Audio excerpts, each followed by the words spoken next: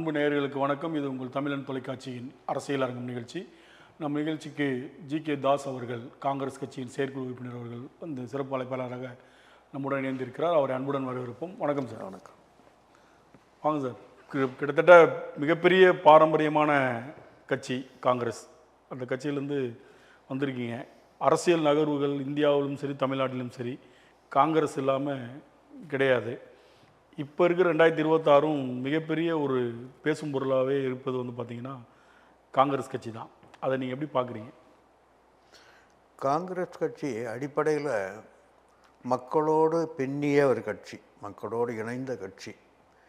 இப்போ பாரம்பரியமாக அடித்தளத்தில் சுதந்திரத்துக்காக போராடிய காலமாக இருந்தாலும் சரி, அதற்கு முன்னராக இருந்தாலும் சரி, அவர்கள் இரத்தத்தில் ஊறியது காங்கிரஸ் இரத்தம், காங்கிரஸ் உணர்வுகள். காந்தியடிகள் வழி நின்று பெருந்தலைவர் காமராஜர் அவருடைய வழியை பின்பற்றி தமிழகத்தில் காங்கிரஸ் கட்சியினர் பணி செய்து வருகின்றார்கள். நீங்கள் வெளியே தெரியாமல் இருந்தாலும் எல்லா வீட்டுக்கு பெரியவர்கள் அனைவரும் காங்கிரஸ் மைண்டட் பீப்புள், காங்கிரஸ் சார்ந்த மக்களாகத்தான் இருந்து கொண்டிருக்கின்றார்கள் தமிழகத்தில். இப்போ நீங்கள் சொல்கிறதெல்லாம் கரெக்டு தான். காங்கிரஸ் இந்தியாவுடைய சுதந்திரத்துக்கான முக்கிய பங்காற்றிய ஒரு கட்சி. அது கிட்டத்தட்ட பார்த்திங்கன்னா ஒரு 77 ஆண்டுகாலம் மேலேயே உள்ள கட்சி இந்தியாவில். அப்படி ஒரு பாரம்பரியமான கட்சி காங்கிரஸ். ஒரு காலத்தில் மிகப்பெரிய அளவில் அனைத்து மாநிலங்களையும் ஆண்ட கட்சி, இந்தியாவை ஆண்ட பல ஆண்டுகள் இந்தியாவை ஆண்ட கட்சி. இன்றைக்கி காங்கிரஸோடைய அப்படியே லெவல் பார்த்திங்கன்னா ரொம்ப குறைஞ்சி, மாநிலங்கள் எல்லா மாநிலங்களையும் ஆண்டது போக இப்போ விரல் விட்டு எண்ணக்கூடிய மாநிலங்களை தான் இப்போ காங்கிரஸ் ஆண்டுகிட்டு இருக்குது. பல மாநிலங்களில் காங்கிரஸ் கட்சியிலேயே இருந்தவங்களை சில முரண்பாடுனால் பிரிஞ்சு போய் அவங்க அந்த மாநிலத்தை தனி கட்சி ஆரம்பித்து ஆட்சிக்கு வந்ததெல்லாம் இருக்குது. இதை எப்படி பார்க்குறீங்க? அதாவது காங்கிரஸை பற்றி சொல்கிறதுக்கு முன்னாடி பாரதிய ஜனதாவை பற்றி ஒரு வார்த்தைகள் சொல்லணும், ஒரு வார்த்தைகள். பாரதிய ஜனதாவின் தற்போதைய நிலைமை, அவர்கள் அவங்களா வாக்கு வங்கி ஓட்டுக்களை பெற்று ஆட்சி அமைக்கவில்லை. கட்சிகளை விலைக்கு வாங்கி அல்லது இடி, அப்போ அதே மாதிரி சிபிஐ போன்ற இயக்கங்களை பயன்படுத்தி அதை மிரட்டி அவர்களை விலைக்கு வாங்க. இன்றைக்கி அஜித் பவார் இறந்துட்டார். அவருக்கு பேரில் 7000 கோடி ஊழல். அந்த 7000 கோடி ஊழலில் அவரை மிரட்டி இப்போ அவரை பணியை வச்சு கட்சியை உடைச்சி அப்படியே இது பண்ணாங்க. கட்சியை உடைச்சி இது பண்ணுறது தான் இது மக்கள் வாக்கு போட்டு ஓட்டு போட்டு அவங்க ஆட்சிக்கு வரல. இப்போ நீங்கள் இங்கே பார்த்தீங்கன்னா யூபியில் பார்த்தீங்கன்னா யூபி தொகுதியில் ஆரம்பத்தில் ஓட்டு எண்ணிக்கை மோடிக்கே கம்மியாகிட்டே இருந்துகிட்ருக்கு. அதே மாதிரி அந்த பாபர் மசூதியை இடித்த அந்த ஏரியாவில் அதில் அங்கே வாக்கையில் தோத்துட்டாங்க. ஸோ இதுதான் யதார்த்த நிலை. பிஜேபி மேனிப்புலேட்டிவ் பாலிடிக்ஸ் பண்ணுறதுனால இப்படி இது பண்ணாங்க. காங்கிரஸை பொறுத்த அளவில் 2004 ஒன்றுமே இல்லை, 2 மாநிலங்களில் தான் அவங்க அப்போ இருந்தது, ஆட்சியில் இருந்தது. சோனியா காந்தி அவர்கள் நாட்டுக்கு ஒரு அறைகோல் கொடுத்தாங்க. எல்லா லைக் மைண்டட் பீப்புள், இந்த நாட்டை நேசிக்கின்றவர்கள் எல்லாரும் ஒற்றுமைப்பாக நம்ம ஒன்றா சேரணும் அப்படின்னு வரைகோல் கொடுத்தாங்க. அதில் யூபின்னு ஃபார்ம் பண்ணாங்க. அதில் கவர்மெண்ட்டு ஃபார்ம் பண்ணாங்க 2004. ஒன்றுமே இல்லாமல் இருந்த காங்கிரஸை புத்துயிர் பெற்று இது பண்ணாங்க. மக்கள் 10 ஆண்டுகள் தொடர்ந்து ஆட்சி புரிந்து 10 ஆண்டு இது பண்ணால் நல்ல ஆட்சி பண்ணாங்க. நம்ம மன்மோகன் சிங் நல்ல ஒரு ஆட்சியை கொடுத்தார். அது மாதிரி இது பண்ணிகிட்டு இருந்தாங்க. ஸோ இப்போவும் பல்வேறு இதில் இப்போ பீகாரில் நீங்கள் எடுத்துக்கிட்டிங்கன்னா அந்த எஸ்ஐஆர் மூலமாக மேனிப்புலேட் பண்ணி அந்த ஓட்டு வங்கியை தேவைச்சு அது மாதிரி ஏதோ பண்ணும். இப்போ எலெக்ஷன் கமிஷனையும் சேர்த்துக்கிட்டாங்க. சிபிஐ பீகார்னு சொல்லும் போது இப்போ தமிழகத்துலேயுமே கிட்டத்தட்ட நியர்லி 1 கோடி வாக்காளர்கள் நீக்கப்பட்டதா சொல்லியிருக்கிறாங்க. கிட்டத்தட்ட ஒரு 27 லட்சம் பேர் திரும்பி புதுசாக உள்ளே வருவாங்க அப்படின்னு சொல்கிறாங்க. இப்போ பீகார் மாதிரி இங்கேயும் பெருவாரியான வாக்காளர் போயிருக்கிறத பற்றி நீங்கள் என்ன நினைக்கிறீங்க? இப்போ அது மாதிரி அங்கே ஏதாவது எல்லா செத்து வேலைகளும் பிஜேபி செய்வாங்க. அதுக்கு எதிர்த்து போராடுறதுக்கு நல்ல வலிமையான கட்சி வேணும். ஆமாம். இப்போ நீங்கள் சொல்கிற மாதிரி பிஜேபி மிரட்டி எல்லாத்தையுமே பண்ணி வைக்கிறாங்க, கொண்டு வராங்க அப்படின்னு சிபிஐ எல்லாம் வச்சுருக்காங்க அப்படின்னு சொல்கிறீங்க. 2011 தேர்தலில் பார்த்தீங்கன்னா காங்கிரஸுக்கு கிட்டத்தட்ட ஒரு 63 இடங்கள் திமுக ஒதுக்குனது. அதுவே மிரட்டி தான் வாங்கினாங்க காங்கிரஸ் கலைஞர்கிட்டருந்து அப்படின்னு ஒரு பரவலான ஒரு பேச்சு இருக்கு. இல்லை, அப்போ வந்து 2035 சீட்டில் காங்கிரஸ் வின் பண்ணிச்சு. காங்கிரஸில் வின் பண்ணதுக்கப்புறம் கூட இப்போ பரவலாக பேசிகிட்டு இருக்கிறது வந்து ஆட்சியில் பங்கு, அதிகாரத்தில் பங்கு எல்லாம் கொடுக்கல. சிறுபான்மையாக இருந்த பிறகு கூட கலைஞரால் அவருக்கு வந்து காங்கிரஸுக்கு ஒரு சீட்டு கொடுத்து அதை மந்திரி பதவி கொடுக்க முடியலையா இல்லை காங்கிரஸ் கேட்கலையாங்கிறது தெரியாது. ஸோ அது மாதிரி அந்த அப்படிப்பட்ட மனப்பான்மையில் இருந்துக்கிட்டு இது பண்ணணும். கூட்டணி கட்சிகளை வளர்க்கணும்னு பொதுவாக கூட்டணி கட்சிகள் நினைக்கிறது இல்லை. அவங்கள வந்து இப்போ பிஜேபியை மெயின் செட் எடுத்திங்கன்னா எந்த கட்சி எடுத்தாலும் வந்து அவங்கள கட்சியை உடச்சி இப்போ ஏடிஎம்கே இப்போ எடுத்திருக்காங்க. ஏடிஎம்கே சின்ன பின்னமாக்குறதுக்கு தான் அவங்களோட கான்செப்ட். அவங்க நம்பர் இவங்கள உடச்சிக்கிட்டு அவங்க வந்து நம்பர் 2க்கு வர்றதுக்கு ட்ரை பண்ணிகிட்டு இருப்பாங்க.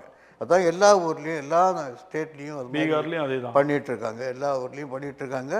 ஸோ அந்த கான்செப்டில் வந்து கம்ப்ளீட்டாக காங்கிரஸ் வந்து வித்ஸ்டாண்ட் பண்ணி நிற்க முடியலைங்கிறது ஒன்று.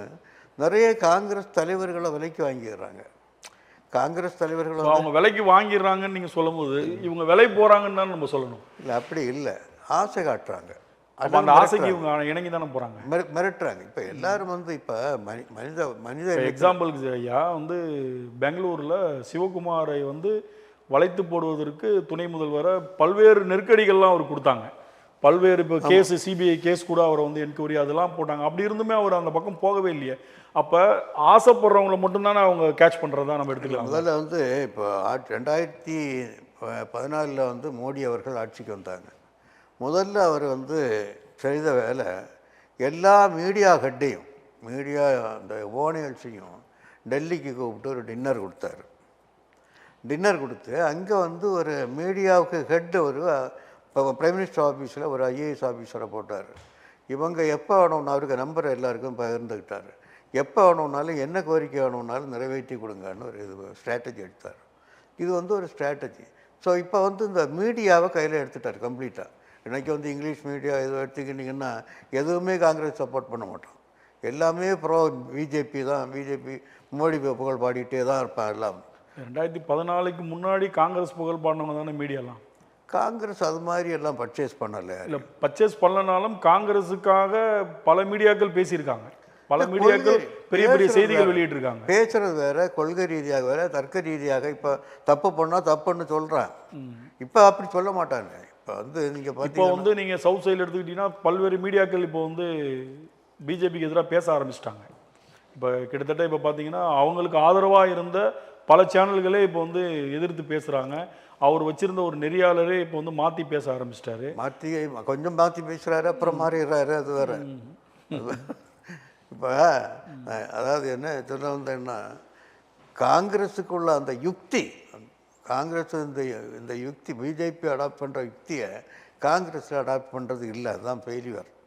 ஒரு ஸ்ட்ராட்டஜி இல்லை. ஸ்ட்ராட்டஜி இல்லைன்னா அவன் வந்து அட் எனி காஸ்ட் ஒன்லி பணம் கொடுப்பான். இப்போ பிஎம் கேர் ஃபண்டுன்னு சொல்லிட்டாங்க. கோவிட் பீரியடில் இது ஆயிரக்கணக்கான கோடிகள் வசூலித்தாங்க. கோடி கணக்கு காட்ட வேண்டாம், அக்கௌண்ட்டே கிடையாது, no account, no right to information ஆக்டில் செய்தி கொடுக்க மாட்டான், என்ன வேணும்னாலும் செலவு பண்ணான். கட்சிகளை இது பண்ணிவிட்டு கம்பெனிகளை மிரட்டி எல்லா ஃபண்டையும் இவனுக்கு கொண்டு வரான். பிஜேபிக்கு டொனேஷன் கொடுக்காத கட்சி இது கம்பெனி எதுவுமே இல்லை. அது மாதிரி அந்த ஃபண்டை வச்சுக்கிட்டு, பணத்தை வச்சுக்கிட்டு, எல்லா இடத்தையும் பணத்தை வச்சுக்கிட்டு எம்எல்ஏ விலைக்கு வாங்குறது, எம்பி விலைக்கு வாங்குறது, அல்லது ஸ்போக்ஸ் பர்சனை முதல்ல ஃபோக்கஸ் பண்ணுவாங்க. கட்சியில் உள்ள ஸ்போக்ஸ் பர்சன் யாருக்கெல்லாம் இருக்காங்கன்னா அடிக்கடி மீடியாவில் யார் வரான்னு பார்த்துட்டு அவங்கள கான்சன்ட்ரேட் பண்ணி அவங்கள விலைக்கு வாங்கி, இப்படி விலைக்கு வாங்கி விட்ட இது ஒன்று. கொள்கை ரீதியான இயக்கம் இல்லை பிஜேபி. அது வந்து ஒரு கூட்டு ஒரு அவியலாக ஒரு இந்த இது, அதாவது எடுத்தாங்க கை பிள்ளை மாதிரி யாரை வேணும்னாலும் விலைக்கு வாங்குவாங்க, யாரை வேணும்னாலும் இது பண்ணுவாங்க. கொள்கை ரீதியில் எந்த மொராலிட்டியும் இல்லாத ஒரு கட்சி பிஜேபியாக இருந்துகிட்ருக்கு. அதனால் காங்கிரஸ் அந்த அளவுக்கு ஈடு கொடுக்க முடியலைங்கிறதா உண்மை.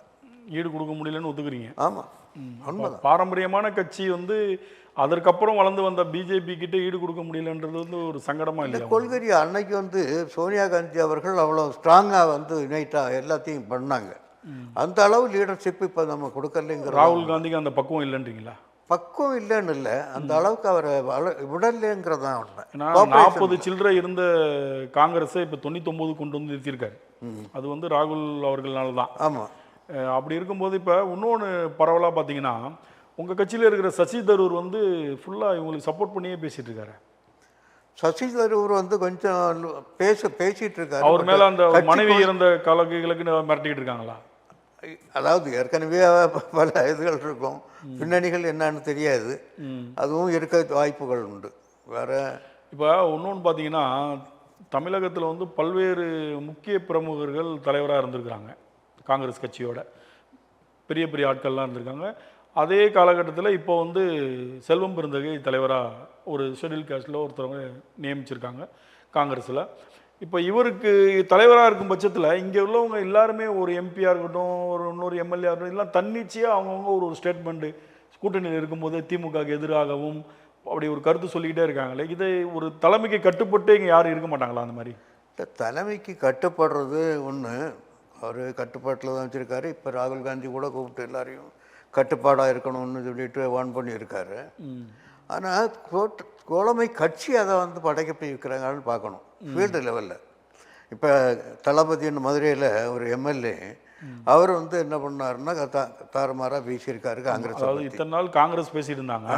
ஒரே ஒரு முறை தான் திமுகலேருந்து தளபதினு ஒருத்தர் பேசினார் மதுரையிலேருந்து. ஆமாம். பேசின மறுநாளே அவர் உடனே அவருக்கு வந்து செக் வச்சுட்டாங்க, இமிடியட்டாக அது ஆர்டர் போட்டாங்க. அதாவது இப்போ நான் சொல்கிறதுனால நீங்கள் சொல்கிறது கரெக்டு தான். தளபதி பேசினார், பேசின மறுநாளே அவர் பாரதி வந்து உடனே சொல்லி இந்த மாதிரி கட்சி கட்டுப்பாடு தலைமையிலேருந்து எந்த இதுவும் இல்லாமல் யாரும் பேசக்கூடாதுன்னு இமிடியட்டாக இன்றைக்கே பேப்பர்லலாம் அது வந்துருச்சு.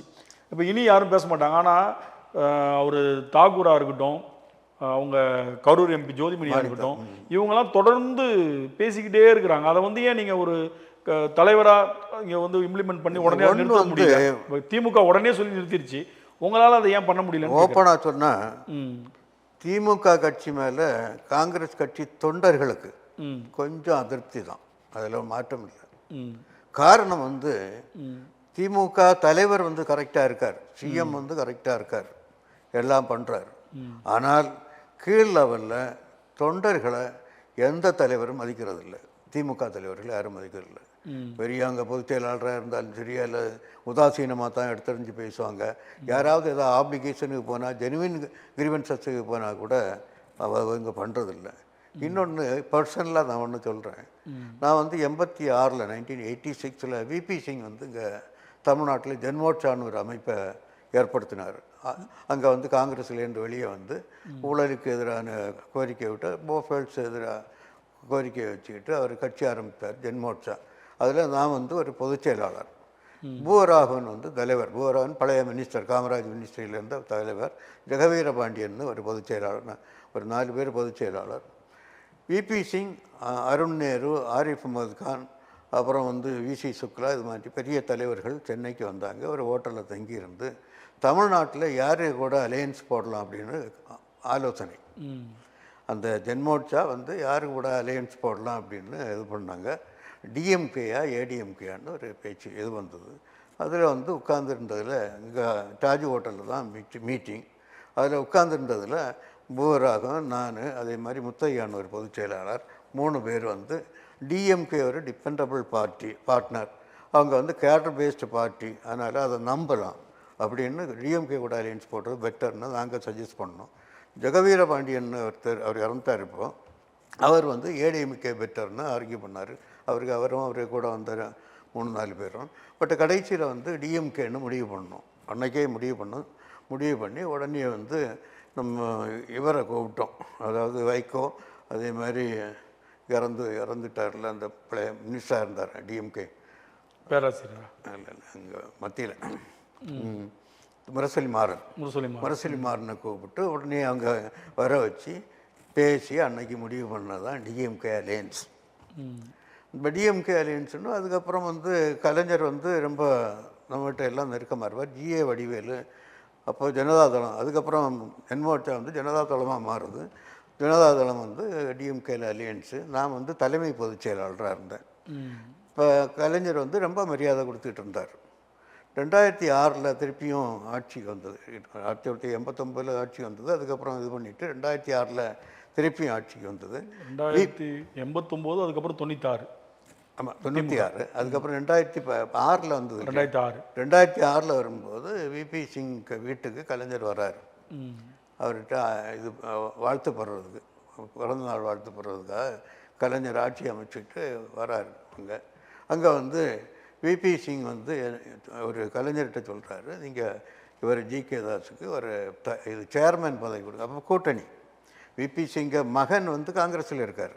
விபி சிங்கிட்ட கேட்டு தானே நான் வந்து விபி சிங் லாயலிஸ்ட்டு. ஆரம்பத்து காலத்துலேயே அவரே கூட இருந்து அவருக்கு ஸ்பீச்சஸ் எல்லாம் டிரான்ஸ்லேட் பண்ணுறது, மேடைகளில் எல்லாம் இது பண்ணுறது, எல்லா இடத்துலையும் போகிறது எல்லாமே பண்ணிகிட்டு இருந்தேன். அதுக்கப்புறம் ஜனதாதளமாக இருக்கும்போது ரொம்ப கம்ப்ளீட்டாக ஐ வாஸ் செக்ரட்டரி ஜெனரல். அங்கே வந்து சித்தாராமையா கர்நாடகாவில் இருந்தது மாதிரி தமிழ்நாட்டிலும் நான் செக்ரட்டரி ஜெனரலாக இருந்தேன். ஜி.ஏ. வடிவேலு தலைவராக இருந்தார்.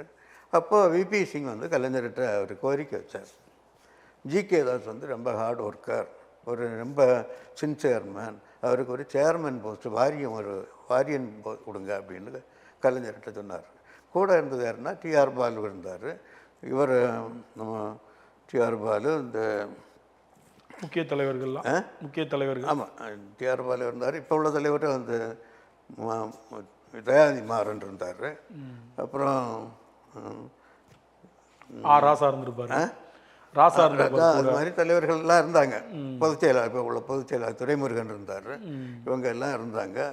இவர் இதெல்லாம் உட்காந்துருந்தாங்க விபி சிங் வீட்டில். நான் டிஃபரெண்ட்டாக பண்ணுறேன் அப்படின்னு சொல்லிட்டு வாங்கினார் பேப்பரை வாங்கிட்டு கொண்டு வந்தார். அதுக்கப்புறம் இங்கே வந்து 2-3 வாட்டி பார்த்தேன் இவரை கலைஞர் எப்போ கேட்டாலும் அப்பாயின்மெண்ட் கேட்டால் உடனே கொடுத்துருவார் எனக்கு. அப்போ பார்த்ததுக்கப்புறம் பார்த்தேன், நான் வந்து சோனியா காந்திக்கு ஒரு லெட்டர் எழுதியிருக்கேன், நீங்கள் ஒரு 12 பேருக்கு லிஸ்ட்டு கொடுங்க, அங்கேருந்து லிஸ்ட்டு வரல, அதோட சேர்த்து போட்டுறேன்னு அது சொன்னார். அதோட விட்டார். ஸோ இது ஒரு உதாரணத்துக்கு சொன்னேன். அதுக்கப்புறம் அது கைகூடலை. விபி சிங் சொன்ன பிறகும் அந்த மேட்ரு கைகூடலை. அந்த அளவுக்கு கீழே உள்ள அதுக்கப்புறம் வந்து இப்போ தளபதியோ அதுக்கப்புறம் உள்ள இளந்தலைவர்கள் வந்து நமக்கு அந்த அவ்வளோ இம்பார்ட்டன்ஸ் கொடுக்கல.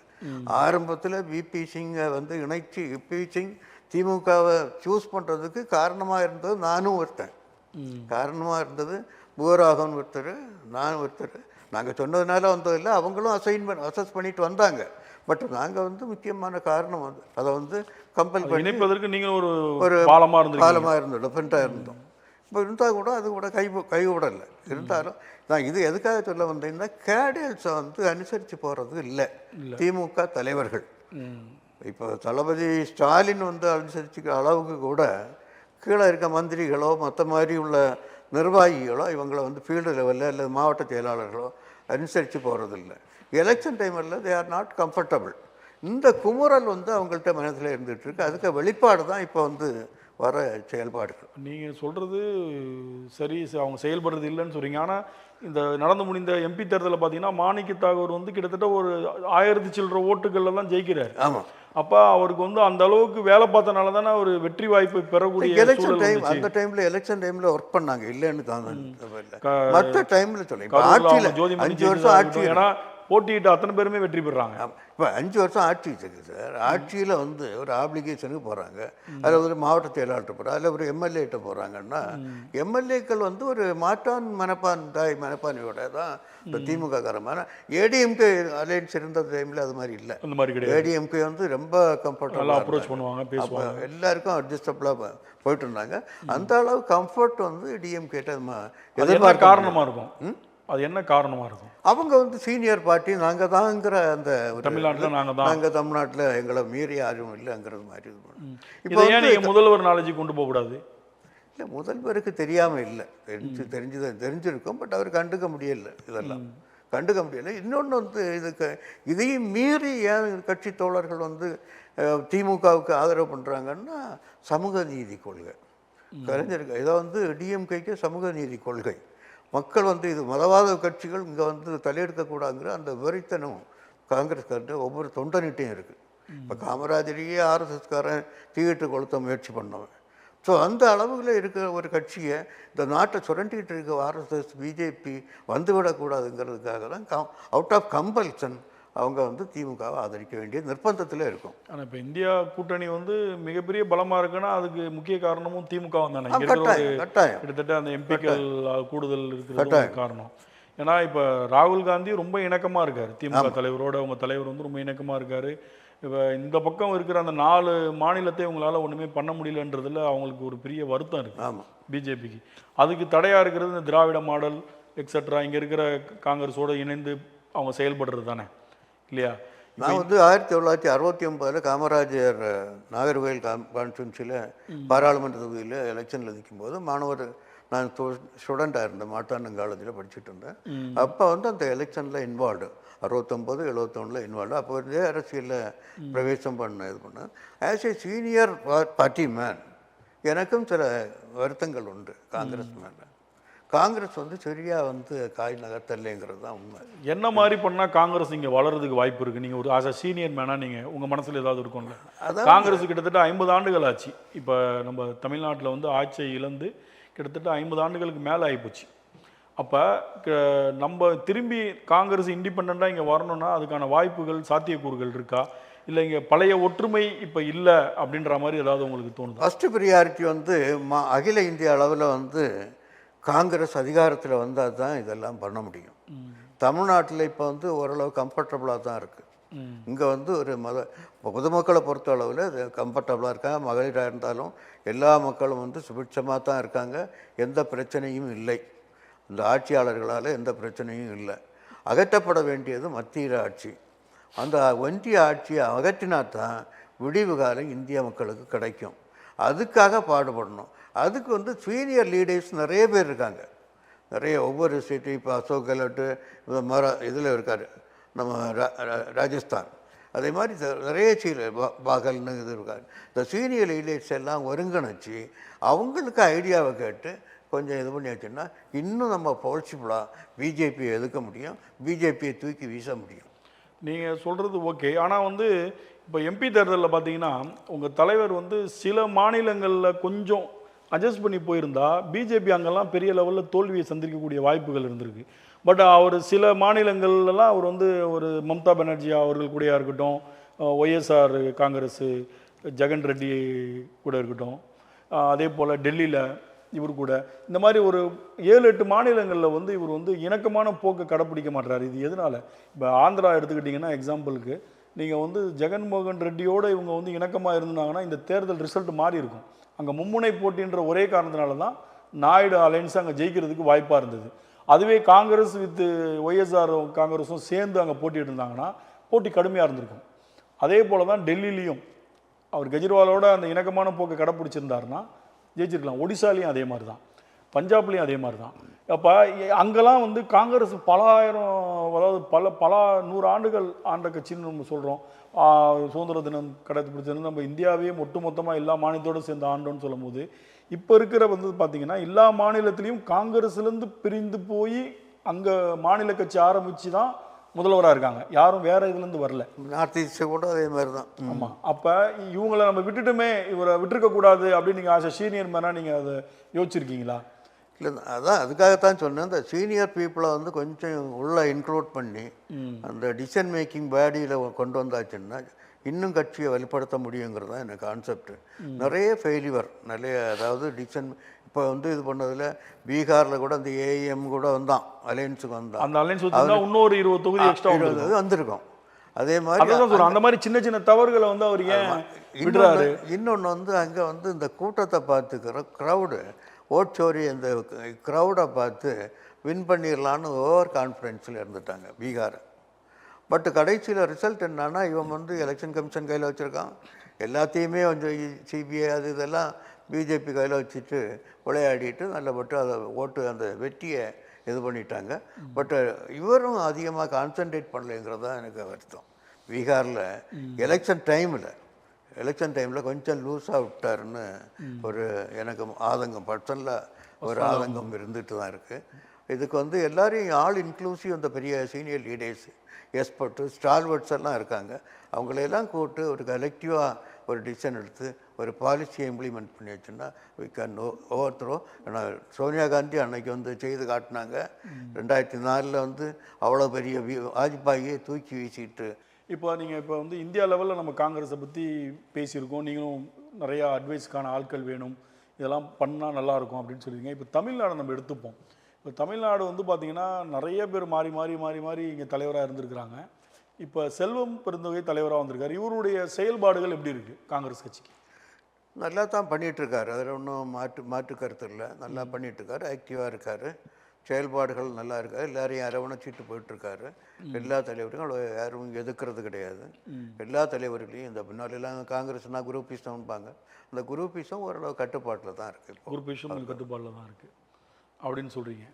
ஆனால் இந்த தலைவரை மீறி இந்த இவங்கெல்லாம் மாணிக்க தாகூர் மாதிரி கரூர் ஜோதிமணிலாம் பேசுகிறாங்களே, இதெல்லாம் வந்து இப்போ திமுகவில் ஒரு ஆர்டர் போட்டு நிறுத்தினாங்க இல்லையா? அந்த மாதிரி இவர் சொல்கிறத அவங்க கேட்க மாட்டாங்களா? இல்லை, திமுக ஒரு ரீஜனல் பார்ட்டி. தமிழ்நாட்டில் மட்டும்தான் இருக்குது. இங்கே வந்து மாநில தலைவர் சொன்னால் ஒரு எம்பியோ அல்லது அகில இந்திய நிர்வாகியோ கட்டுப்படுவான்னு சொல்ல முடியாது. அங்கேருந்து கொடுத்துருக்காங்க. இப்போ வந்து அன்னைக்கு லாஸ்ட் மீட்டிங்கில் வந்து தீர்மானம் போட்டிருக்காங்க யாரும் பேசக்கூடாதுன்னு. இப்போ அது அந்த வரம்பு மீறி ஒன்றும் பேசுறதில்லை, ஓரளவு கட்டுப்பாடாக தான் இருந்துகிட்டு இருக்காங்க. இப்போ எவ்வளோ தொகுதிகள் கேட்குறாங்க இந்த தேர்தலில் காங்கிரஸ் திமுக அலையன்ஸில்? இல்லை, தொகுதிகள் வந்து நான் இப்போ ஒப்பனம் நான் சொல்கிறது நல்லா இருக்காது. அது வந்து மத்திய கமிட்டி அல்லது அங்கே டெல்லியிலேருந்து தான் பேச்சுவார்த்தை குழு இருக்குது. ஒரு 5 பேர் குழு போட்டிருக்காங்க, அவங்க தான் பேசணும். ஸோ நான் கமிட் பண்ணுறது சரியாக வராது. ஓ, இப்போ அதே நேரத்தில் பார்த்தீங்கன்னா இப்போ பிஜேபி ஏடிஎம்கே அலையன்ஸ் ரொம்ப ஸ்ட்ராங் ஆகிக்கிட்டே வருது. இப்போ பார்த்தீங்கன்னா அந்த பாமகலேருந்து இவர் ஜி.கே. வாசன், ராமதாஸ் பையன் அன்புமணி, இப்படி ஒரு வெளியில் இருந்தவங்களாம் இப்போ எல்லாமே உள்ளே கூட்டிட்டாங்க. இன்னும் 2-3 பேர் வருவாங்கன்னு சொல்கிறாங்க. ஓபிஎஸ்ஸாக இருக்கட்டும், பிரேமலதா விஜயகாந்தாக இருக்கட்டும், இப்படி இன்னும் நான் கிருஷ்ணசாமி எங்கள் கூட தான் வரப்போகிறாரு அப்படின்னு சொல்லிட்டு இருக்காங்க. அப்படி நிறைய கட்சிகளை இப்போ வந்து அதிமுக கூட்டணி சேர்த்துட்டு இருக்கும்போது இப்போ உங்களுடைய கூட்டணி பலம் எந்த லெவலில் இருக்குன்னு நினைக்கிறீங்க? இல்லை, அதாவது பிஜேபியை கூட கூட்டணி போட்டாச்சுன்னா அவங்களுக்கு அதிமுகவுக்கு மைனஸ் தான். ரிவல்ஸில் தான் போகும், பாசிட்டிவாக வராது. அவங்க எதிர்பார்த்த ரிசல்ட் வரவே வராது. அவங்க எத்தனை பேர் கூட்டணி வச்சாலும் ஒன்றும் தேராது. ஆகையினால இங்கே வந்து கூட்டணி திமுக தலைமையிலான கூட்டணி வெரி ஸ்ட்ராங். எல்லா இது பண்ணும் ஐடியாலஜிக்கலி எல்லோரும் அட்ஜஸ்ட் பண்ணுற இது பண்ணிவிட்டு சமூக நீதி கொள்கையில் பிடிப்பான மக்கள். அதனால் சிறுபான்மை மக்கள் ஓட்டு கம்ப்ளீட்டாக 100% இங்கே தான் வரும். அதனால் ஒரு மாற்றமும் இருக்காது. ஒரு 20-25% ஓட்டு அப்படியே சாலிடாக வந்து இந்த பக்கத்தில் டேர்ன் ஆகும். காரணம் பிஜேபி அங்கே இருக்கிறதுனால.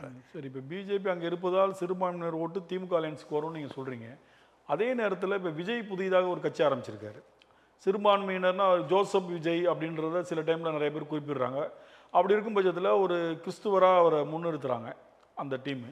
அப்போ சிறுபான்மையினுடைய ஒரு பகுதியான கிறிஸ்துவர்கள் ஓட்டு விஜய்க்கு விழும் அப்படின்ற மாதிரி ஏதாவது?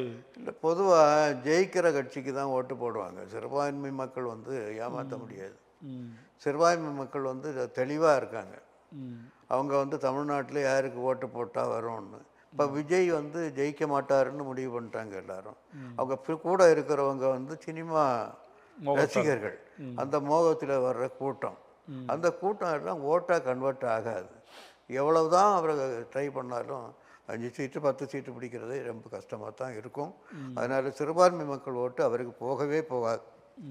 அவர் கிறிஸ்டியனாக இருக்கலாம் அல்லது வேறு அவர் கூட இருக்கிறவங்க எல்லாம் கிறிஸ்தவர்களாக இருக்கலாம், யாரும் போட்டு போட மாட்டாங்க. எல்லாருமே இங்கே எல்லா கட்சியிலையும் எல்லா கிறிஸ்தவர்களும் இருக்காங்க, முஸ்லீம்ஸும் இருக்காங்க. அதனால் யாரும் ஏமாந்து ஓட்டு போட மாட்டாங்க.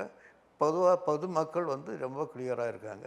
யாருக்கு ஓட்டு போட்டால் நம்ம முன்னுக்கு வர முடியும், யாருக்கு ஓட்டு போட்டால் அந்த நாட்டை முன்னுக்கு கொண்டு வர முடியுங்கிற அந்த கான்செப்ட்.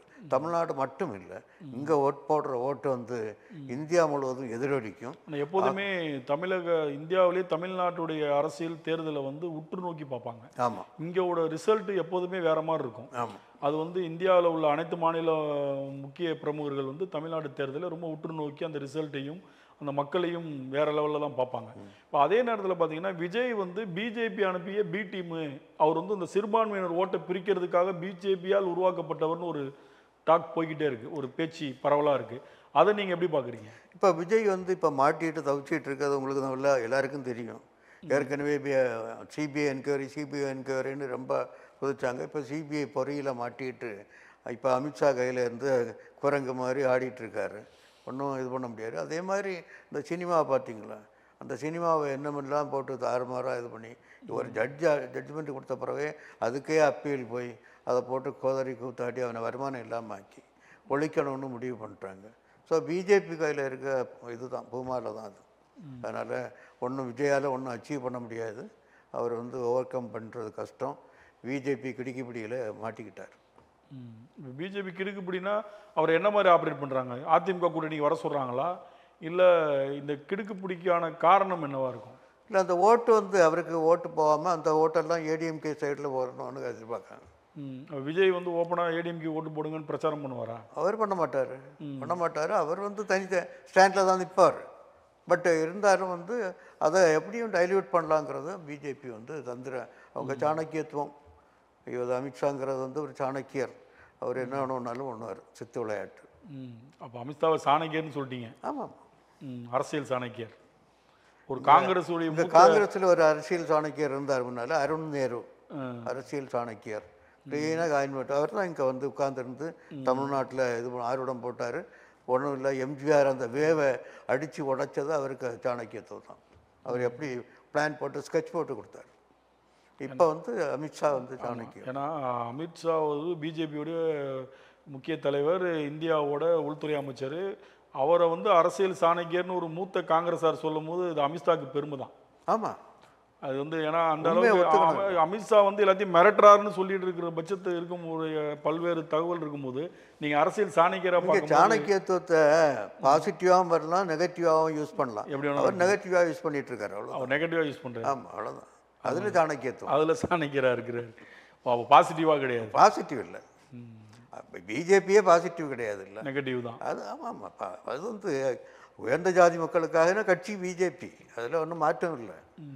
ஏழை எளிய மக்களுக்கோ அல்லது தாழ்த்தப்பட்ட மக்கள், பிற்படுத்தப்பட்ட மக்கள், சிறுபான்மை மக்களுக்கு இல்லை. அவங்களுக்கு வந்து எதிரி, உண்மையான எதிரி வந்து பிஜேபி தான்.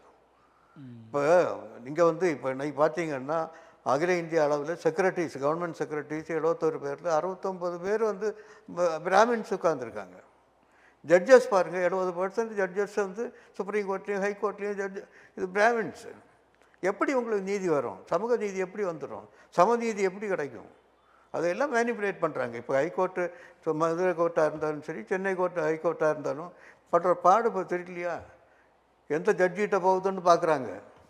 அந்த ஜட்ஜிகிட்ட போனால் அந்த ஜட்ஜ்மெண்ட் தான் வரும். ஆனால் உங்களுக்கு வேலைக்கும் குப்பனுக்கும் சுப்பனுக்கும் நீதி கிடைக்காது, அப்போ வர முடியாது. அதுக்கு ஒழிக்கிறதுக்கு காங்கிரஸால் தான் முடியும். காங்கிரஸ் தலைமையில் தான் முடியும். அகில இந்தியாவில் காங்கிரஸ் வந்தால் தான் அந்த இதெல்லாம் அடித்து ஒதுக்கி ஏழைகளுக்கு, எல்லா மக்களுக்கும் சமநீதி கிடைக்கிறதுக்கு ராகுல் காந்தி மாதிரி ஆட்கள், தலைவர், லீடர்ஸ் வந்தால் தான் இதெல்லாம் ஒட்டி முடியும். அதுக்காக மக்கள் ஏழைகளின் கடைசி நம்பிக்கை என்பது உயர்நீதிமன்றம், கோர்ட் தான் சொல்லுவாங்க. கோர்ட்டுக்குள்ளேயே இந்த மாதிரி வந்துட்டாங்கன்றீங்க. அதெல்லாம் போயிடுச்சு, பழைய காலம். அதே நேரத்தில் இப்போ தமிழ்நாட்டில் வந்து இப்போ விஜய் வந்து நம்ம பேசும்போது கண்டிப்பாக நம்ம சீமானை பற்றி பேசாமல் இருக்க முடியாது. சீமான் வந்து படிப்படியாக இன்றைக்கி உயர்ந்து இன்றைக்கி ஒரு கட்சியை வந்து அங்கீகாரமாக ஆக்கிட்டார். கிட்டத்தட்ட ஒரு 8% வாக்குகள் கையில் வச்சுருக்காரு கடைசி தேர்தலோட. இப்போ அவருடைய ரோல் இந்த தேர்தலில் எந்த மாதிரி இருக்கும்? இல்லை, இப்போ அவருக்கு சீமான் வந்து நல்ல பேச்சாளர், நல்ல க்ரௌடு புல்லர், அதில் ஒன்றும் மாற்றம் இல்லை. பட் விஜய் வந்ததுக்கப்புறம் அந்த சினிமா மோகத்தில் பாதி பேர் அங்கே குதிச்சுட்டாங்க. இப்போ அவருக்கு வந்து டைல்யூட் ஆகிடுச்சு. அதனால் இப்போ பழையது மாதிரி எடுபடாது. அவருக்கு வந்து இப்போ அன்னைக்கு 8%னா இனி 4% தான் வரும், திரும்பி குறைஞ்சிரும் கட்டாயம். சீமானால பெரிய தாக்கம் இருக்காது. இப்போ பிரேமலதா விஜயகாந்த் வந்து இன்னும் எந்த பக்கம் போகிறதுன்னு இல்லை. போன தேர்தலில் அவங்க அதிமுக பாராளுமன்ற தேர்தலில் அதிமுக கூட்டணியில் இருந்தாங்க. அவர் மாணிக்க தாகூருக்கு அவருடைய பையன் மிகப்பெரிய அளவில் கடுமையான போட்டியாளராக இருந்தார். அதை நம்ம கண்கூடாக பார்த்துருக்கோம். இப்போ இந்த தேர்தலில் அவங்க ஒரு கட்சி வந்து எப்போதுமே இந்த தேர்தல் நேரத்தில் பார்த்தீங்கன்னா 2 பேர்ட்டையும் பேசுகிறது எந்த மாதிரி மனநிலை? நீ சேர்த்துக்கிட்டா ஒன்றை திட்டுவேன், நீ சேர்த்துக்கிட்டா ஒன்றை திட்டுவேன்றது என்ன மாதிரியான அரசியல் அது? இது வந்து பிரேமலதா விஜயகாந்த் அவர்கள் புதுமையான ஒரு டெக்னிக்காக அதை கொண்டு வராங்களோ? இல்லை, அதனாலேயே அவங்க வந்து அரசியல் இதில் வந்து கீழே தொய்வடைஞ்சிட்டாங்க. அந்த லீடர்ஷிப் குவாலிட்டி இல்லை, குவாலிட்டி போயிடுச்சு. அதாவது கொஞ்சம் ஸ்ட்ராங்காக இருந்தால் தான் எல்லாரும் மதிப்பான். இப்போ நீ டபுள் சைடு கோல் போட்டுக்கிட்டு இருந்தாச்சுன்னா யாரும் மதிக்க மாட்டாங்க. இப்போ அவங்களுக்கு ஓட்டு வங்கியும் எரோட் ஆகிட்டே போயிட்டு 2% கீழே வந்துருச்சு. கீழே வந்துடுச்சு. அதனால் அது ஒரு இம்பேக்டே இருக்காது, பொலிட்டிக்கல் இம்பேக்ட் இருக்காது. கண்டிப்பாக இந்த தேர்தல் அவங்களுக்கு வந்து கடைசி தேர்தல், வாழ்வா சாவா என்பது தான் இந்த தேர்தல். அது அவங்க யாரை சூஸ் பண்ணி கரெக்டாக போகிறாங்களோ அந்த அணியோட போய் ஒரு 2 எம்எல்ஏ 3 எம்எல்ஏ வந்தால் மட்டுமே அடுத்து இவங்க வந்து அரசியல் பண்ண முடியும், தக்க வைக்க முடியும். 0 ஆகிட்டாங்கன்னா அந்த கட்சி ஒன்றுமே இல்லாமல் போயிடும். ஆல்ரெடி அரசியல் இது தேர்தல் கமிஷனால இது கட்சி இது ஆகிடும், எல்லாமே படிப்படியாக போயிடும், தொண்டர்களும் விலகி பரவலாக போக ஆரம்பிச்சிருவான். சரி, இப்போ இந்த 26 தேர்தலில் திமுக பல்வேறு நலத்திட்ட உதவிகள் பல்வேறு திட்டங்களை இம்ப்ளிமெண்ட் பண்ணியிருக்கு அப்படின்னு பரவலாக அவங்க சொல்கிறாங்க. இந்த தேர்தலில் எதை முன்னெடுத்து முக்கியமான பிரச்சாரமாக இருக்கும் காங்கிரஸோட பிரச்சாரம்? காங்கிரஸோட ஒன்று வந்து சமூக நீதி சமூக நீதி கொள்கையில் உள்ள ஸ்ட்ராங்காக இருக்குது. அதுக்கு வந்து திமுக வந்து ஃபுல் சப்போர்ட்டாக இருக்காங்க. ஒன்று மகளிர் மேம்பாடு, இளைஞர் மேம்பாடு, அடுத்தது வந்து ஸ்கில் டெவலப்மெண்ட். இது வந்து தொழில் துறையை நல்லா டெவலப் பண்ணிகிட்ருக்காங்க. எல்லாம் பொதுவாக வந்து மார்க் போட்டிங்கன்னா 100க்கு மார்க் போட்டிங்கன்னா ஒரு 85-90 மார்க் போட்டுடலாம். திமுக ஆட்சி 100 போட முடியாது, 100க்கு 100 எங்கேயுமே போட முடியாது. இது வந்து ஒரு 90 மார்க்குக்கு வர போடலாம். ஒன்று இது இருக்கத்தான் செய்யும். அப்போ தோழமை கட்சியாக நீங்கள் வந்து தைரியமாக போய் பிரச்சாரம் பண்ணலாம், வாக்கு கேட்கலாம். தாராளமாக பண்ணலாம். நாங்கள் அதாவது இந்த கொள்கை ரீதியாக வந்து நாங்கள் வந்து ஸ்ட்ராங்காக இருக்கோம். திமுகவோட கூட்டணியில் ஸ்ட்ராங்காக இருக்கும். கொள்கையில் அவங்க கொள்கையில் பிடிப்போடு இருக்கும். சில புகழ் வந்து நான் சொன்னேன் இல்லையா, அது மாதிரி அந்த கீழ் லெவல் லீடர்ஸ்னால வராது. சில நேரங்களில் பார்த்தீங்கன்னா நம்ம கார்த்திக் சிதம்பரம் வந்து ஏதாவது ஒன்று இந்த அரசுக்கு எதிராக பேசிட்டு போயிடுறாரு. அவர் ஜெயிச்சதுன்னு பார்த்தீங்கன்னா திமுக கூட்டணியிலேருந்து தான் ஜெயிக்கிறார்.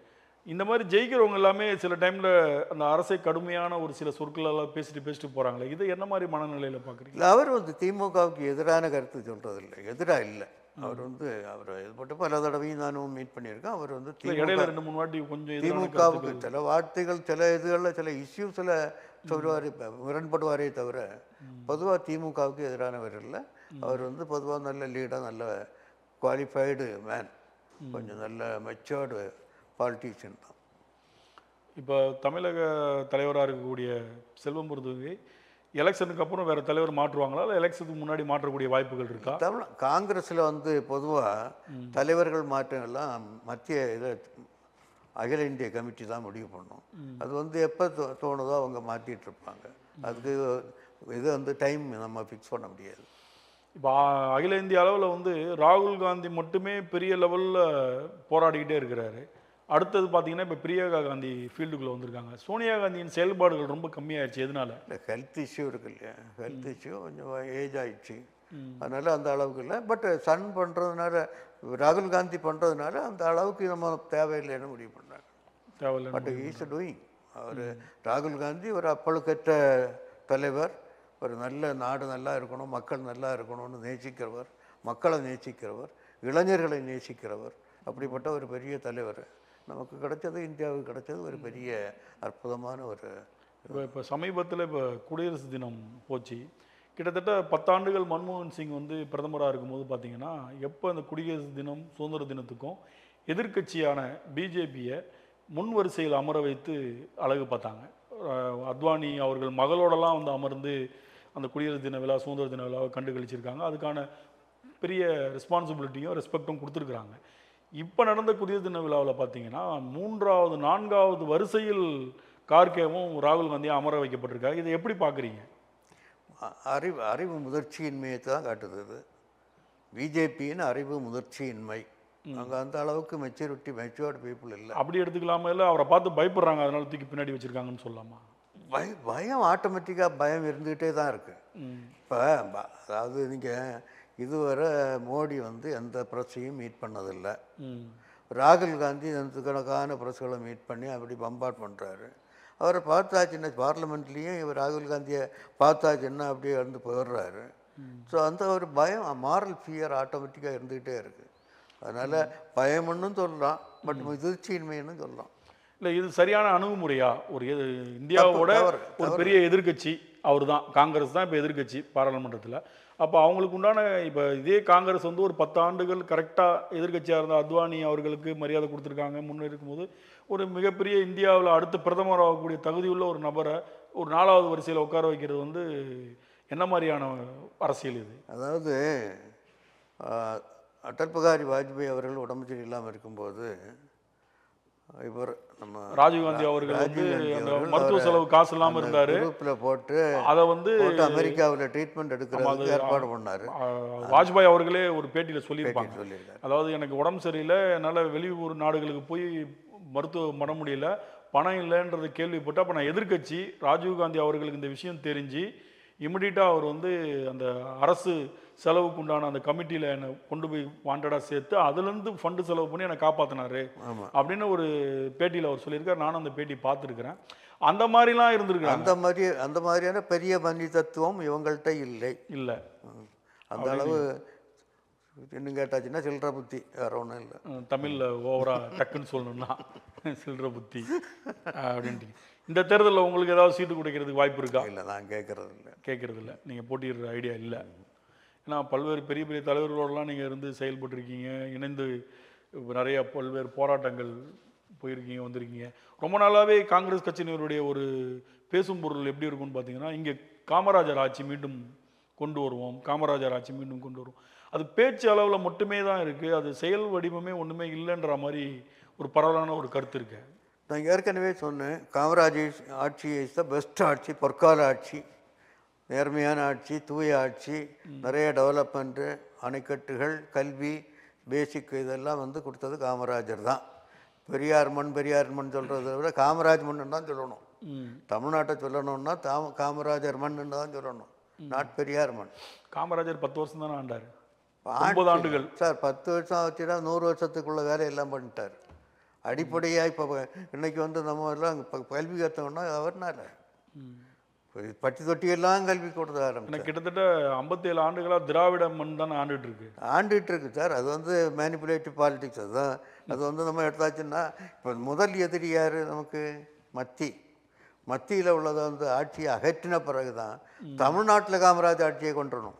காமராஜ் ஆட்சி தான் காங்கிரஸ்காரர் ஒவ்வொருடைய லட்சியம். காமராஜ் ஆட்சி தமிழ்நாட்டில் மலர்வது தான் ஒவ்வொரு காங்கிரஸ்காரனுடைய லட்சியம். அதுக்கு சாத்தியம் இருக்குன்னு நினைக்கிறீங்களா? கட்டாயம் இருக்குது. நேர்மையான ஆட்சி கொடுக்குறோன்னு சொன்னால் மக்கள் திரும்பி பார்ப்பாங்க, மக்கள் வருவாங்க, ஆட்டோமேட்டிக்காக மக்கள் எல்லாம் ஒன்றா சேருவாங்க. சேர்ந்து அந்த இதுக்கு ஆட்சிக்கு மரியாதை கொடுப்பாங்க. அந்த ஆட்சி மலர்ந்தே தீரும். இன்னொன்று வந்து அகில இந்தியாவில் இன்றைக்கி ஒரு அரக்கம் உட்கார்ந்துருக்கான். அந்த அரக்கனை துரத்துறது தான் இப்போ தமிழக மக்களுக்கு, தமிழக காங்கிரஸ் கட்சிக்கும் உள்ள ஃபஸ்ட்டு ஒரு ஜாப்.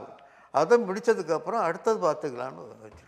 அதை முடிச்சுட்டு இங்கே திமுகவை காலி பண்ணிட்டு நம்ம காமராஜர், ஆமாம், காமராஜ் ஆட்சிக்காக பாடுபடுவோம் அப்படின்னு. ஆமாம், அங்கே ஆட்சி மலர்ந்துன்னா அடுத்தது டார்கெட் வந்து நாங்கள் தான் 5 வருஷமா 10 வருஷமா 20 வருஷமா. இப்போ 10 வருஷமா நீங்கள் தானே சென்ட்ரலில் இருந்தீங்க.